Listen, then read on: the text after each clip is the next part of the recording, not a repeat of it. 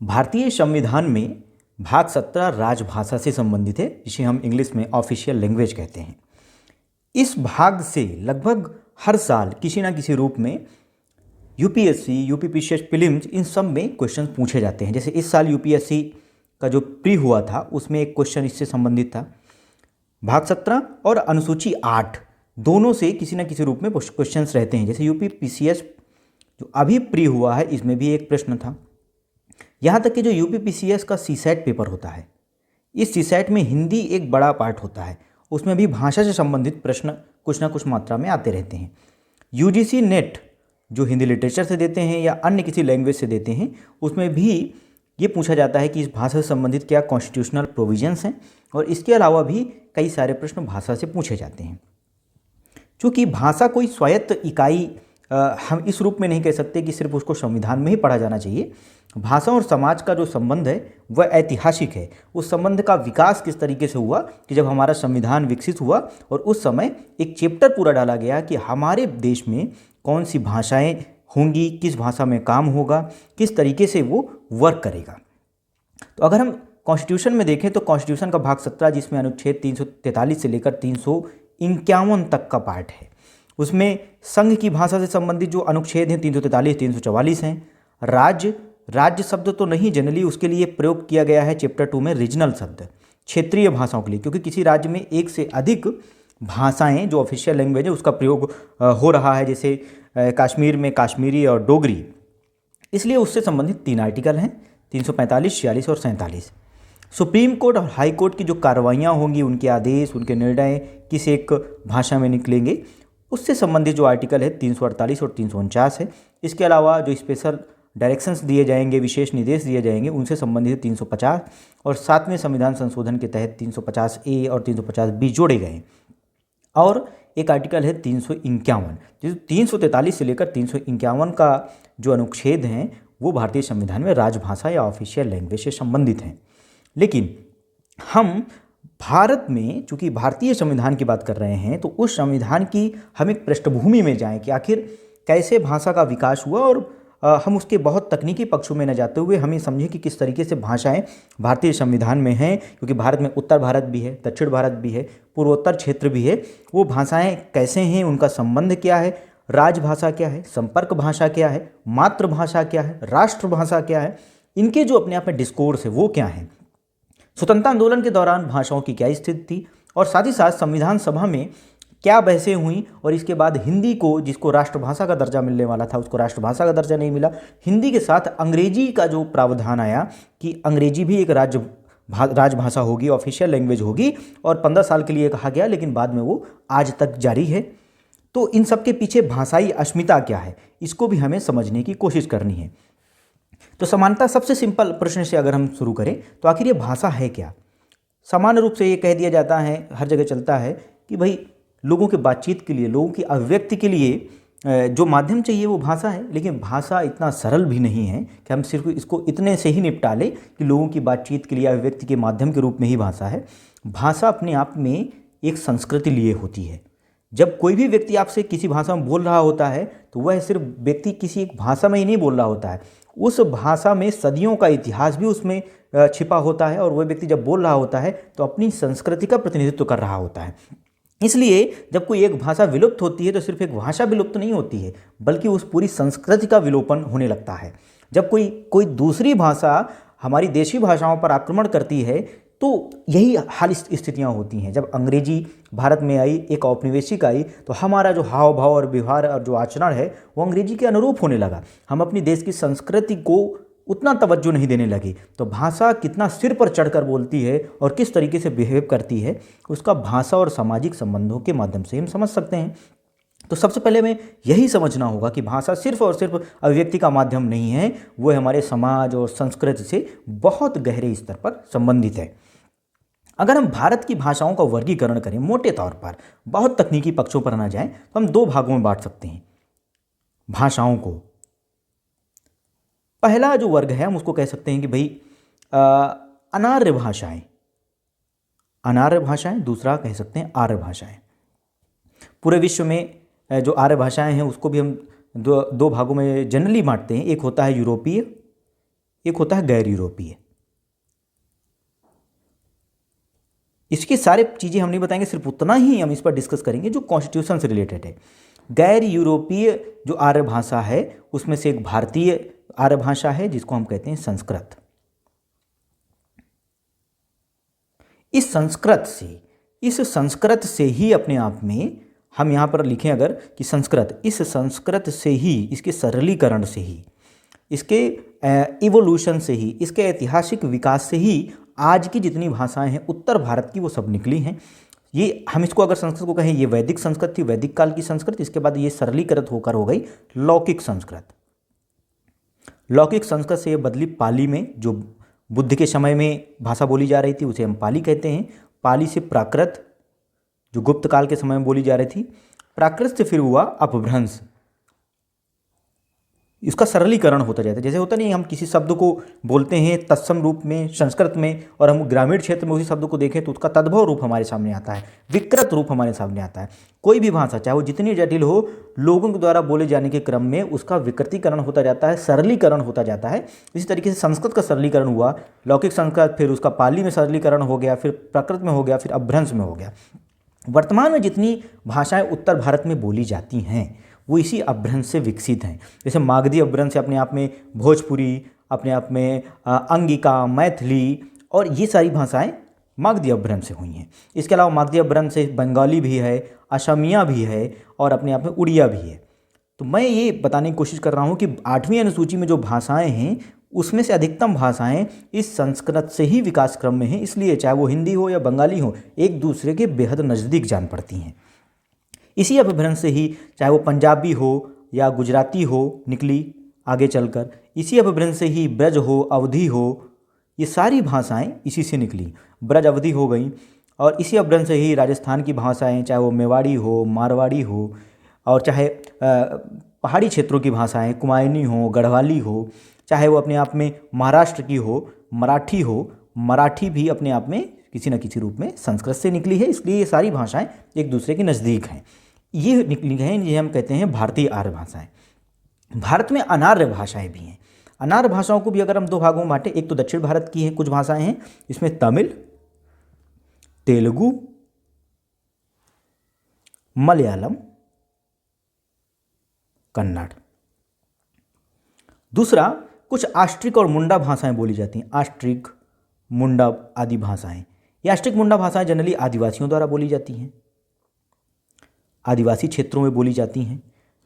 तमिल, तेलुगु, मलयालम और कन्नड़। अब आप देखेंगे कि चूंकि आर्य और अनार्य भाषाएं हैं तो इनका संबंध उतना गहरा नहीं है। इसलिए हम देखते हैं कि संस्कृत का तमिल, तेलुगु, मलयालम, कन्नड़ से उतना गहरा संबंध नहीं है। लेकिन चूंकि हजारों सालों से लोगों का आना जाना एक दूसरे इलाकों में रहा, तो कुछ शब्दावलियाँ एक दूसरे से जरूर ली भी गई, दी भी गई, तो हमारे सांस्कृतिक एकीकरण थोड़ा मात्रा में हुआ है। ये हो गया कि भाषा क्या है और भाषा का विकास भारत में किस तरीके से हुआ। अब हम देखें कि भाई जब हम आज़ादी का आंदोलन चल रहा था तो हमारा आज़ादी का आंदोलन जिस रूप में था उसमें भाषा की एक बड़ी महत्वपूर्ण भूमिका थी।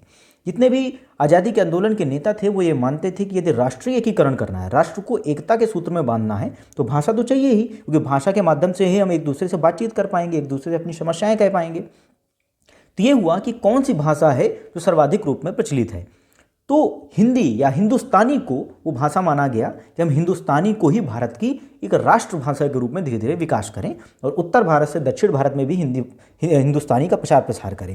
हिंदुस्तानी क्या है? हिंदुस्तानी वह भाषा जिसमें संस्कृत के भी शब्द हैं, उर्दू के भी शब्द हैं, ये सारे जो मिली जुली भाषा थी, जो हम देखें साहित्यिक दृष्टि से जो प्रेमचंद जो भाषा लिख रहे थे उसी को एक हिंदुस्तानी भाषा का रूप माना जाता है।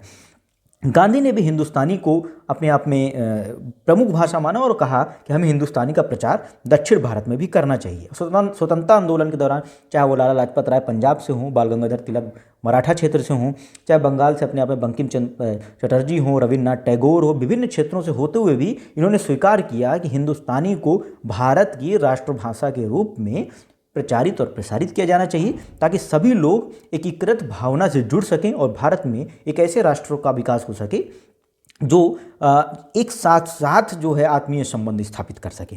यद्यपि हम देखते हैं कि यूरोप में तो भाषा के आधार पर राष्ट्रों का ही निर्माण हो गया, यूरोप का राष्ट्रवाद ही भाषा पर टिका है, लेकिन भारत का जो राष्ट्रवाद है वो भाषा पर नहीं है, बल्कि वो औपनिवेशिक सत्ता के विरोध में है। लेकिन हमारे यहाँ भाषा के आधार पर राज्यों का निर्माण हुआ है, यूरोप में भाषा के आधार पर राष्ट्रों का ही निर्माण हो गया है। ये एक मोटी मोटी आपको बात समझ में आने लगी होगी कि भाषाओं का अपने आप में क्या इवोल्यूशन है, किस तरीके से भाषाओं से देशों का निर्माण या हमारे यहाँ राज्यों का निर्माण हुआ।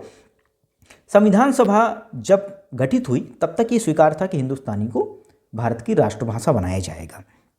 लेकिन अब प्रश्न यही उठा कि धीरे धीरे जब उसमें बहसें हुई तो बहसों के दौरान उत्तर प्रदेश के एक जो उसमें सदस्य थे संविधान सभा में, उन्होंने कहा कि हिंदी को जो महत्व प्राप्त है अन्य भारतीय भाषाओं को प्राप्त नहीं है, और कुछ ऐसे शब्दों का उन्होंने प्रयोग किया जिससे जो दक्षिण भारतीय लोग हैं, तमिल बोलने वाले, तेलुगु बोलने वाले और मलयालम और कन्नड़ बोलने वाले, ये बेहद आहत हो गए।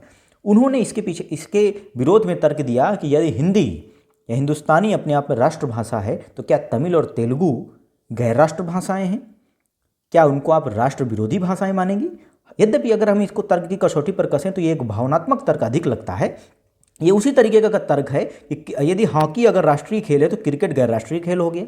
ये तर्क भावनात्मक अधिक है। लेकिन फिर दक्षिण भारत में भाषा को लेकर एक राजनीति चलने लगी, तो गांधी ने या जितने लोगों ने प्रयास किया था कि हजारों की संख्या में अपने आप में दक्षिण भारत में अपनी संस्थाएं खोली थीं ताकि हिंदी का प्रचार प्रसार किया जा सके, लोगों को जोड़ा जा सके, वो पूरा जो है मलिन होने लगा और राजनीति भाषा के आधार पर होने लगी। और उसी का रूप हम आज भी देखने को मिलता है कि तमिलनाडु में अगर कोई हिंदी जानता भी है तो हिंदी में बोलने की या हिंदी को समझने की कोशिश नहीं करता है, तुरंत विरोध में उसके खड़ा हो जाता है। तो हिंदी विरोध की प्रवृत्ति देखने को मिलती है, हिंदू विरोध की प्रवृत्ति दक्षिण भारत में देखने को हमें मिलती है। और इसी का परिणाम है कि फिर संविधान में किसी भी भाषा को राष्ट्रभाषा का दर्जा नहीं दिया गया। इसलिए हमारे संविधान में कोई राष्ट्रभाषा नहीं है। लोग कहते हैं हमारे देश की राष्ट्रभाषा कौन है? हिंदी। नहीं, कोई कॉन्स्टिट्यूशनल प्रोविजन, कोई संसदीय प्रावधान राष्ट्रभाषा के संबंधित है ही नहीं। इसलिए हमारे देश में कोई भी एक राष्ट्रभाषा नहीं है। जब राष्ट्रभाषा का जो प्रश्न है वो धूमिल होने लगा स्वतंत्रता आंदोलन के अंतिम चरण में और संविधान सभा के दौरान, तब सी राजगोपालाचारी ने, चक्रवर्ती राजगोपालाचारी ने एक अलग कॉन्सेप्ट दिया जिसको कहते हैं राजभाषा। पहले इसको इंग्लिश में कहा गया स्टेट लैंग्वेज, बाद में इसको चेंज करके कर दिया गया ऑफिशियल लैंग्वेज। ऑफिशियल लैंग्वेज को हम राजभाषा के साथ शासकीय भाषा भी कह सकते हैं।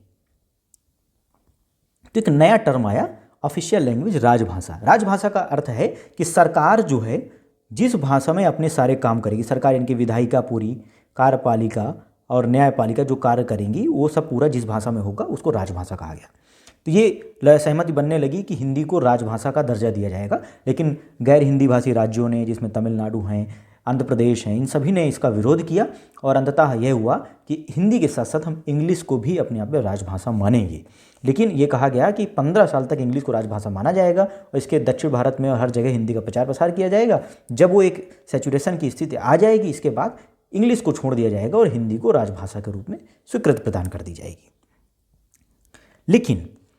लेकिन हुआ यह है कि यह काम हो नहीं सका और 1963 में जब विरोध काफ़ी बढ़ गया तो राजभाषा अधिनियम आया।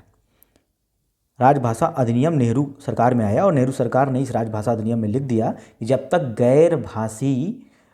गैर हिंदी भाषी राज्य इस पर विधानमंडल अपनी स्वीकृति नहीं दे देते तब तक इंग्लिश को ऑफिशियल लैंग्वेज के तौर पर हटाया नहीं जाएगा। और आज भी इंग्लिश उसी रूप में बनी है क्योंकि गैर जो हिंदी भाषी राज्य हैं वो इस पर अपनी स्वीकृति नहीं दे रहे। चूँकि स्वीकृति नहीं दे रहे हैं तो ये अब माना जा रहा है कि इंग्लिश अपने आप में लगातार एक लैंग्वेज के रूप में बनी रहेगी। ये इतना एक बात हो गया कि किस तरीके से भाषा को लेकर चीज़ें हमारे देश में चली हैं।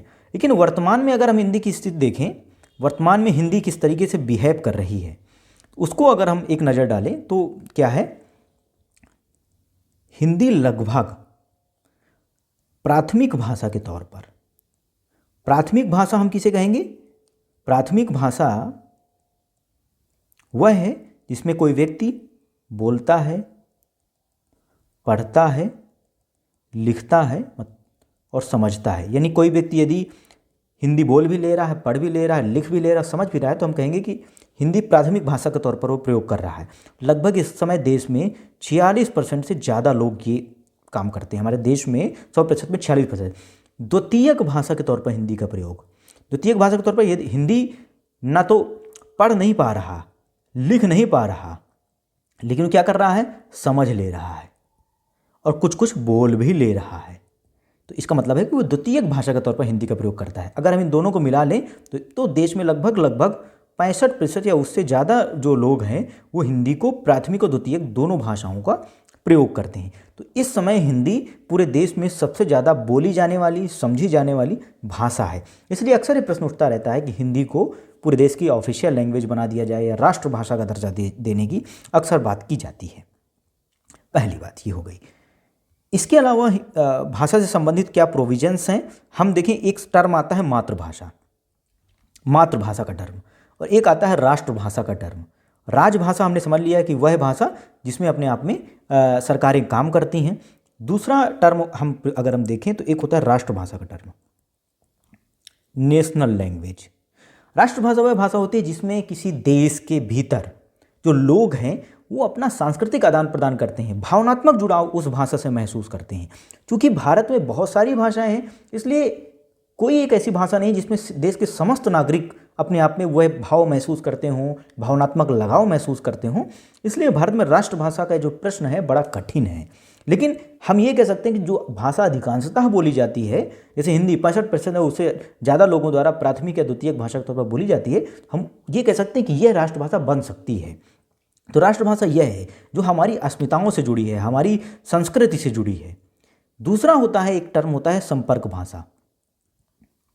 संपर्क भाषा क्या है, वह भाषा जो देश में अगर एक से अधिक भाषाएं हैं, कई सारी भाषाएं हैं, तो संपर्क भाषा क्या काम करती है, एक क्षेत्र के लोगों को दूसरे क्षेत्र के लोगों से जोड़ती है, एकता का भाव पैदा करती है, जिससे राष्ट्रीय एकता और अखंडता जैसी स्थितियां पैदा होती हैं। तो संपर्क भाषा इस समय हमारी हिंदी ही है, कि हिंदी एक मात्र भाषा है जो सर्वाधिक संख्या में लोगों द्वारा बोली जाती है, 65% या उससे अधिक लोगों द्वारा प्राथमिक या द्वितीयक भाषा के तौर पर। इसे संपर्क भाषा का दर्जा भी हिंदी को दिया जाता है। एक और टर्म प्रयोग होता है मातृभाषा। देखिए, हमारे देश में इतना विविधता है कि मातृभाषाओं की संख्या को हम कैलकुलेट नहीं कर सकते। कुछ लोग कहते हैं कि उनकी संख्या लगभग 20,000 से ज़्यादा होगी, लेकिन 2011 में एक अनुमान जो जनगणना हुई उससे पता चला कि लगभग 19,500 के लगभग हमारे देश में मातृभाषाएं हैं। मातृभाषा आखिर है क्या, इसकी कोई एक निश्चित परिभाषा नहीं है। संविधान में मातृभाषा शब्द का प्रयोग तो है, लेकिन संविधान परिभाषित नहीं करता। संविधान मातृभाषा को परिभाषित नहीं करता, लेकिन मातृभाषा टर्म का प्रयोग जरूर किया गया है। अब कुछ लोग कहते हैं मातृभाषा वह है जो माँ द्वारा बोली जाए। यह कुछ ज़्यादा पचता नहीं है। कुछ लोग कहते हैं कि यदि बचपन में किसी व्यक्ति की माँ की मृत्यु हो गई तब तो कहा जाता है कि जो परिवार भाषा बोलता है वह उस व्यक्ति की मातृभाषा है। ये इस बात में भी कई सारे प्रश्न चिन्ह हैं कि भाई देखिए, मातृभाषा आप माँ के द्वारा बोली जाने वाली भाषा कहते हैं, तो अगर आप देखें कोई महिला है मान लीजिए तमिलनाडु की और पुरुष जो है गुजरात का, वो महिला का विवाह हुआ गुजरात के पुरुष के पास, गुजरात के एक पुरुष से, और वहाँ गुजराती बोली जाती है और महिला अपने ससुराल गई, तो महिला तो तमिल भी जानती है और उसकी प्राथमिक भाषा तो यही है, तो अपने बच्चे से हो सकता है वो तमिल में बात करे, लेकिन वो उसकी मातृभाषा नहीं होगी क्योंकि उसके इर्द गिर्द परिवेश तो गुजराती का ही है। एक व्यक्ति बस ही तो तमिल बोलेगा गुजरात में, बाकी सब लोग तो गुजराती बोलेंगे। तो समानता ये स्वीकार कर लिया गया कि मातृभाषा वह है जो जन्म के बाद जो हमारा पहला इंटरेक्शन किसी बच्चे से जिस भाषा में होता है और इर्द गिर्द के लोग जिस भाषा में उससे बातचीत करते हैं, जिस भाषा में वो अपनी प्रतिक्रिया देने लगता है, वह उस व्यक्ति की मातृभाषा है। ये सारे टर्म हो गए, मातृभाषा हो गया, संपर्क भाषा हो गया, राष्ट्रभाषा हो गया और राजभाषा हो गया। और देखिए, राजभाषा शब्द सबसे महत्वपूर्ण है और हमारे कॉन्स्टिट्यूशन में जो वर्ड प्रयोग किया गया है भाग 17 में, वो ऑफिशियल लैंग्वेज है, राजभाषा ही है। क्योंकि हमारे देश के जितने भी शासकीय कार्य है, कोई ऑफिसर भी है, कोई भी पत्र भी जारी करेगा, वो ऑफिशियल लैंग्वेज में जारी करेगा, इसलिए राजभाषा शब्द सबसे महत्वपूर्ण है। अब इससे संबंधित जो अपने आप में हम कॉन्स्टिट्यूशनल प्रोविजंस की अगर हम इसको देखें तो क्या क्या हैं, तो सबसे पहले शुरू होता है आर्टिकल 343, अनुच्छेद आर्टिकल 343। आर्टिकल 343 क्या कहता है कि संघ की राजभाषा हिंदी होगी, इसकी लिपि देवनागरी होगी और अंक अंतर्राष्ट्रीय होंगे। तो संघ की राजभाषा ऑफिशियल लैंग्वेज, जिस मतलब संघ बनेगी संघ सरकार के अधिकारी जिस एक भाषा में काम करेंगे उसको कहेंगे हिंदी। ऑफिशियल काम सारे हिंदी में करेंगे। उनकी लिपि क्या होगी? देवनागरी। तो लिपि हम हिंदी को कई लिपियों में लिख सकते हैं, रोमन में भी लिख सकते हैं। मैं, जा, रहा है तो भाषा हिंदी, लेकिन इसकी लिपि क्या है? लिपि रोमन है। हम देवनागरी क्या कहें? अगर इसको हम लिख दें कि मैं जा रहा हूँ, तो इसकी भाषा भी हिंदी हो गई और लिपि देवनागरी हो गई। दूसरी बात, अंकों का अंतर्राष्ट्रीय रूप होगा। अंकों का अंतर्राष्ट्रीय रूप ना कि देवनागरी वाला होगा। देवनागरी में अंकों को अगर मान लो 6 को लिखना है तो 6 को इस तरह लिखा जाता है, 7 को इस तरह लिखा जाता है, 8 को इस तरह लिखा जाता है। लेकिन अंकों का अंतर्राष्ट्रीय रूप में 6 को इस तरह ही लिखा जाएगा, 6, 7, 8। तो ये स्वीकार किया गया है कॉन्स्टिट्यूशन में कि हम अंकों का अंतर्राष्ट्रीय रूप रखेंगे, राजभाषा हिंदी रखेंगे और लिपि देवनागरी रखेंगे। लेकिन गैर हिंदी भाषी जो राज्य हैं उनकी आपत्तियों के बाद ये हुआ कि हम हिंदी के साथ साथ सहायक, ये सारी प्रोविजन सब कॉन्स्टिट्यूशन के हैं। सहायक राजभाषा क्या होगी? अंग्रेजी। और ये कहा गया कि यह 15 वर्ष तक सहायक राजभाषा के रूप में बनी रहेगी। फिर इसके बाद संसद विधि बनाकर या अधिनियम बनाकर निर्धारित करेगी कि अंग्रेजी को कितने वर्ष तक आगे चलाना है या इसको समाप्त करना है।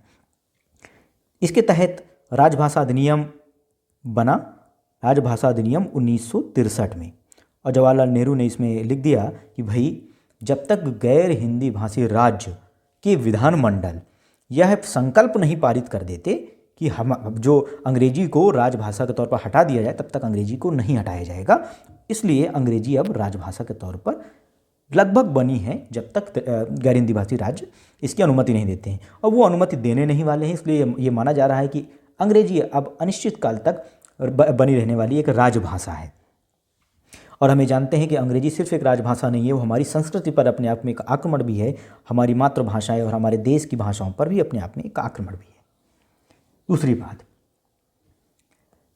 अंग्रेजी के बाद फिर तीसरा जो 344 का जो अनुच्छेद 344 है वो क्या कहता है? 343 हो गया, अनुच्छेद 344। अनुच्छेद 344 कहता है कि राष्ट्रपति संविधान लागू होने के 5 वर्ष बाद राजभाषा आयोग का गठन करेगा। तो ये प्रश्न पूछा जा सकता है कि राजभाषा आयोग संवैधानिक है कि नहीं? तो संवैधानिक है। राजभाषा आयोग का गठन करेगा और इसके बाद प्रत्येक 10 वर्ष में राजभाषा आयोग का गठन करेगा। राजभाषा आयोग करेगा क्या? राजभाषा आयोग का कार्य है कि भाई जितनी भारत में भाषाएं हैं उनसे संबंधित राष्ट्रपति को अपने आप पर रिपोर्ट देना, राष्ट्रपति को रिपोर्ट देना कि उनका किस तरीके से विकास होगा। राजभाषा का ये भी दायित्व है हिंदी का प्रचार प्रसार करना, हिंदी का प्रचार प्रसार करना ताकि हिंदी को एकमात्र राजभाषा के रूप में बनाया जा सके। साथ ही साथ राष्ट्रपति को भाषा से संबंधित सलाह देना और राष्ट्रपति राजभाषा आयोग से कुछ परामर्श भी मांग सकता है। ये हो गए। इसकी संरचना क्या होगी राजभाषा आयोग की? इसकी संरचना को अगर हम देखें, इसकी संरचना एक अध्यक्ष होगा और जितनी भी 8वीं अनुसूची में भाषाएं हैं, 8th शेड्यूल में जितनी भी लैंग्वेज लिखी हुई हैं उन सबके सदस्य होंगे। इस समय 8th शेड्यूल में 22 लैंग्वेज हैं, तो 22 इसके सदस्य ये हो गए। इन सब से मिलकर राजभाषा आयोग बनेगा। इसी 344 में ही एक बात और लिखी है कि एक संसदीय समिति का गठन होगा। संसदीय समिति का गठन होगा, जो इसका चरित्र क्या होगा? संयुक्त संसदीय समिति। जब हम संयुक्त संसदीय समिति की बात करते हैं तो उसमें लोकसभा और राज्यसभा दोनों के सदस्य होंगे। तो कहा गया कि इसमें 20 लोकसभा के सदस्य, 10 राज्यसभा के सदस्य से मिलकर ये संयुक्त संसदीय समिति बनेगी। और इसका कार्य क्या होगा? इसका कार्य क्या है कि राजभाषा आयोग जो रिपोर्ट देगा उसका अध्ययन करेगा और संसद के पटल पर इसको प्रस्तुत करेगा और उनकी जो अनुशंसाएं हैं उनको मानना है या नहीं मानना है, इससे संबंधित अपने आप में बातें कहेगा या संसद के पटल पर अपनी रिपोर्ट देगा। सबसे पहले गोविंद बल्लभ पंत की अध्यक्षता में ये एक समिति गठित की गई थी। गोविंद बल्लभ पंत की अध्यक्षता में संसदीय समिति का गठन किया गया था, जिसने प्रथम राजभाषा आयोग जो 1955 में गठित हुआ था उसकी रिपोर्ट का अध्ययन कर राष्ट्रपति को और संसद को सुझाव दिए थे कि भाई उनको लागू किया जाए कि नहीं लागू किया जाए। अब 343 344 के बाद आता है 345 आर्टिकल 345। अब हम जानते हैं कि 345, 46 और 47 क्षेत्रीय भाषाओं से संबंधित है, जिसे हम रीजनल लैंग्वेज भी कह सकते हैं। क्षेत्रीय भाषा, हम इसको रीजनल लैंग्वेज भी कहेंगे, हम राज्य की भाषा नहीं कहेंगे, इसके लिए क्षेत्रीय शब्द ही है कॉन्स्टिट्यूशन में। अनुच्छेद 345 में कहा गया है कि भाई राज्य विधानसभा हिंदी या राज्य में बोली जाने वाली कोई एक या एकाधिक भाषा को अपनी ऑफिशियल लैंग्वेज बना सकता है। यानी कि राज्य की भी अपनी एक ऑफिशियल लैंग्वेज होगी ना, तो वो हिंदी को बना सकता है। राज्य में बोली जाने कोई अन्य भाषा है या एक से अधिक भाषा है वो हो सकते हैं, जैसे यूपी में 2 भाषाएं, हिंदी प्लस उर्दू, दोनों भाषाएं ऑफिशियल लैंग्वेज का दर्जा प्राप्त है, तो वो राज्य का विधानमंडल अपने यहाँ के शासकीय प्रयोगों के लिए ये काम कर सकता है। आर्टिकल 346 क्या कहता है? आर्टिकल 346 कहता है कि 2 या 2 से अधिक राज्य आपस में समझौते के तहत जिस एक भाषा में अपना कम्युनिकेशन करना चाहते हैं, पत्राचार करना चाहते हैं, उस भाषा को चुनाव कर सकते हैं। हिंदी का चुनाव करना चाहते हैं तो हिंदी का चुनाव कर सकते हैं। संघ एवं राज्य के बीच जो पत्राचार की जो भाषा होगी, कम्युनिकेशन की जो भाषा होगी, वह होगी जो संघ की ऑफिशियल लैंग्वेज में से होगी, या 8वीं अनुसूची में जो भी भाषाएं दर्ज होंगी उसमें से कोई एक भाषा को आप कम्युनिकेशन कर सकते हैं। लेकिन समानता संघ की जो कॉन्स्टिट्यूशन में लिखा है संघ की ऑफिशियल लैंग्वेज, संघ की ऑफिशियल लैंग्वेज क्या है इस समय? हिंदी और इंग्लिश। इन्हीं में से ही राज्य अपने आप में संघ के साथ कम्युनिकेशन करता है। ये 346 का मामला है। 347 क्या कहता है? आर्टिकल 347।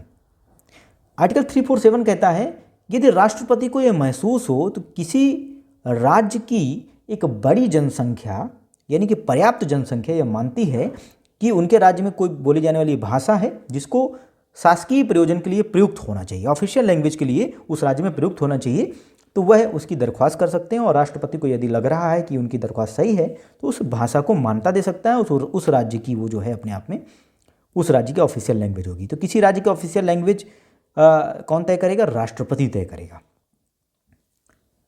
आर्टिकल 348 से लेकर 349 ये जो दोनों आर्टिकल्स हैं वो संबंधित हैं सुप्रीम कोर्ट, हाई कोर्ट या अधिनियम, पार्लियामेंट की से संबंधित जो लैंग्वेज है इन सब से संबंधित है।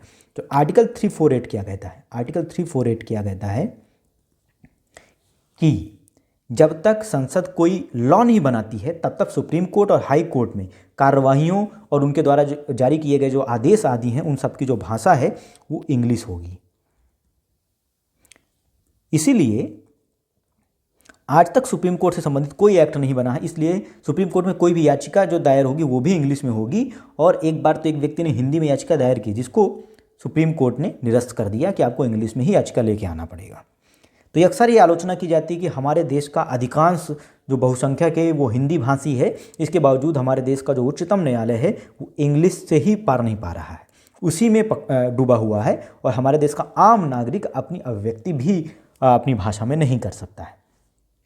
लेकिन हाल में डी.वाई. चंद्रचूड़ जो हमारे चीफ जस्टिस ऑफ इंडिया रहे संजीव खन्ना के पहले, उन्होंने हिंदी पर काफ़ी बातचीत की, प्रेस में भी आकर बातचीत की, और यहाँ तक कि उनकी जो कोर्ट में भी कोई आता था हिंदी बोलता था तो उसको ठीक ठाक सम्मान देते थे। लेकिन इसके बावजूद भी आदेश, डिक्री या कोई भी निर्णय आदि होते हैं वो इंग्लिश में ही जारी किए जाते हैं, हिंदी में जारी नहीं किए जा सकते हैं। लेकिन हाई कोर्ट से संबंधित ये प्रावधान है कि यदि राज्यपाल राष्ट्रपति की पूर्व अनुमति लेकर उस राज्य जो हाई कोर्ट से संबंधित जो कार्रवाइयाँ हैं उसके लिए कोई राज्य की भाषा का निर्धारण कर सकते हैं। लेकिन आदेश, डिक्री और निर्णय जो अपने आप में जारी किए जाएंगे हाई कोर्ट द्वारा वो इंग्लिश में होंगे, लेकिन कार्यवाही उस राज्य की भाषा में हो सकती है। तो यदि कोई व्यक्ति जो फरियादी है वो हिंदी बोलता है तो हिंदी में अपनी वहाँ बात रख सकता है, ये बात है। और अनुच्छेद 349 में भाषा में कुछ बदलाव संबंधित प्रक्रियाओं से संबंधित है, वो उतना महत्वपूर्ण नहीं है। अनुच्छेद 350 क्या कहता है? ये बहुत महत्वपूर्ण अनुच्छेद है। ये कहता है कि इस देश का कोई भी व्यक्ति उस किसी राज्य या किसी संघीय सरकार के जो अधिकारी हैं उनसे अगर कोई शिकायत करना चाहता है, वो किसी भी भाषा में शिकायत कर सकता है, बशर्ते वह भाषा 8वीं अनुसूची में हो या ऑफिशियल लैंग्वेज के तौर पर वो भाषा अपने आप में किसी न किसी राज्य की भाषा हो। ऑफिशियल लैंग्वेज के तौर पर हो या 8वीं अनुसूची में जो लिखी हुई भाषाएं हैं 22 भाषाएं, उनमें से किसी भी भाषा में कोई व्यक्ति किसी अधिकारी से शिकायत कर सकता है। उसको ये नहीं कहा जाएगा कि तुम इस भाषा पर नहीं कर सकते हो या तुम उस भाषा पर नहीं कर सकते हो। यदि वो 8वीं अनुसूची में है और ऑफिशियल लैंग्वेज है संघ की या राज्य की, तो अपने आप में आप किसी भी अधिकारी से अपनी शिकायत रख सकते हैं उस भाषा में। हुआ ये कि 7वें जो कॉन्स्टिट्यूशनल अमेंडमेंट है, संविधान संशोधन है, उसके तहत 350 आर्टिकल 350 ए जोड़ा गया। अब 350 ए क्या कहता है? 350 ए कहता है कि प्रत्येक